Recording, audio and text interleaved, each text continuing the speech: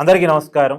Black mailing settlement Telangana అసెంబ్లీలో జరుగుతుంది. ఇదేనా? నిన్న మనం చూసాం రాఘవ కన్స్ట్రక్షన్స్ ఏదో పొంగిరెడ్డి శ్రీనివాసరెడ్డి మంత్రికి సంబంధించినటువంటి కన్స్ట్రక్షన్స్ అక్రమ మైనింగ్ పాల్పడుతుంది. పొంగిరెడ్డి శ్రీనివాసరెడ్డి అక్రమ మైనింగ్ చేసి పెద్ద ఎత్తున డబ్బులు సంపాదిస్తున్నాడు, ప్రజా సంపదని కొల్లగొడుతున్నాడు నియోపోలిస్ కోకాపేట ఏరియాల్లో అనేది బీఆర్ఎస్ వాళ్ళు చాలా ప్రధానంగా చేసినటువంటి ఆరోపణ.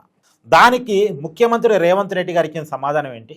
గత 10 సంవత్సరాల కాలంలో మీరు కూడా అనేక భూములు కబ్జా చేశారు, పారిశ్రామికవేత్తలను బెదిరించి మరీ రాపించుకున్నారు బాలాపేట ఏరియాలో. సో మీరు చేసిన పనుల మీద, ఇప్పటి పనులు, మా ప్రభుత్వం వచ్చిన తర్వాత జరిగిన పనుల మీద అన్నీ కలిపి సిఐడి ఎంక్వైరీకి లేదా సిబిఐ ఎంక్వైరీకి మీరు ఏది అడిగితే దానికి ఎంక్వైరీకి నేను సిద్ధమని చెప్పేసి రేవంత్ రెడ్డి గారు. అంటే మీరు అప్పట్లో చేశారు కాబట్టి ఇప్పుడు మేము చేస్తున్న దాని గురించి క్వశ్చన్ చేయొద్దు. ఒకవేళ మీరు క్వశ్చన్ చేస్తే మీరు చేసిన మోసాలు మేం చేసిన మోసాలు కలిపి ఎంక్వైరీకి పోదాం అని రేవంత్ రెడ్డి గారు అంటారు. ఇప్పుడు మీరు చేసినవి మేం చేసినవి అంటే మధ్యలో రాజీ పడదామని ఇండైరెక్ట్గా రేవంత్ రెడ్డి గారు చెప్పదలుచుకున్న మాట.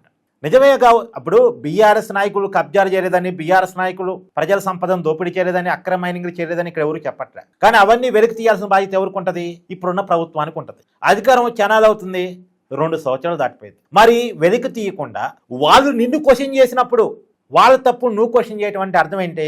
నువ్వు అప్పుడు తప్పులు చేసావు, నీకు అధికారం ఉన్నప్పుడు నువ్వు సంపాదించుకున్నావు, నేను అధికారంలో ఉన్నా నేను సంపాదించుకుంటా, నా మంత్రులు సంపాదించుకుంటారు.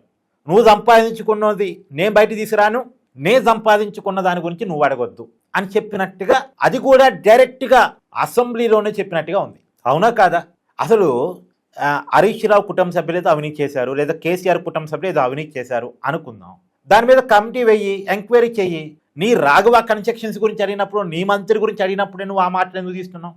నేను క్వశ్చన్ చేసినా, క్వశ్చన్ చేయకపోయినా నీ మంత్రి అవినీతి పాల్పడ్డాడు అని వాళ్ళు ఆరోపించినా, ఆరోపించకపోయినా అసలు ఈ సబ్జెక్టుతో సంబంధం లేకుండా పాత గవర్నమెంట్ లక్షలాది ఎకరాలు భూములు కబ్జాలు చేశారని నీ ఆరోపణ ఏదైతే ఉందో దాని మీద ఎంక్వైరీ చేసి ఆ భూములు మళ్ళా తిరిగి ప్రభుత్వం స్వాధీనం తీసుకొని పేదలకు పంచడమా లేదా ప్రభుత్వ కార్యక్రమాలకు ఉపయోగించడమా చెయ్యి.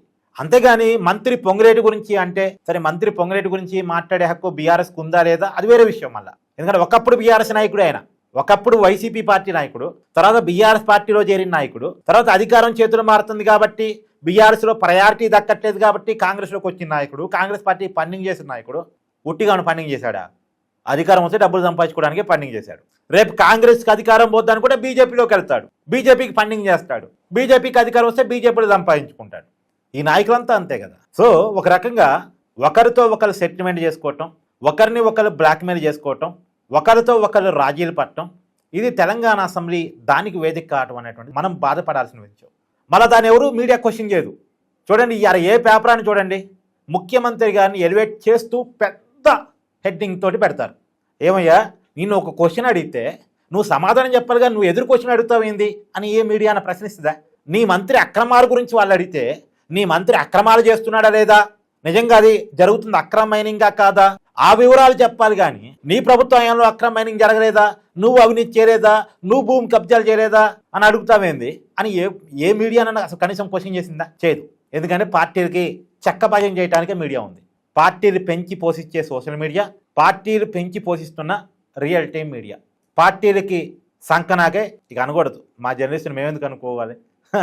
కానీ నిజంగా అది బాధాకరం అండి, నిజంగా బాధాకరం.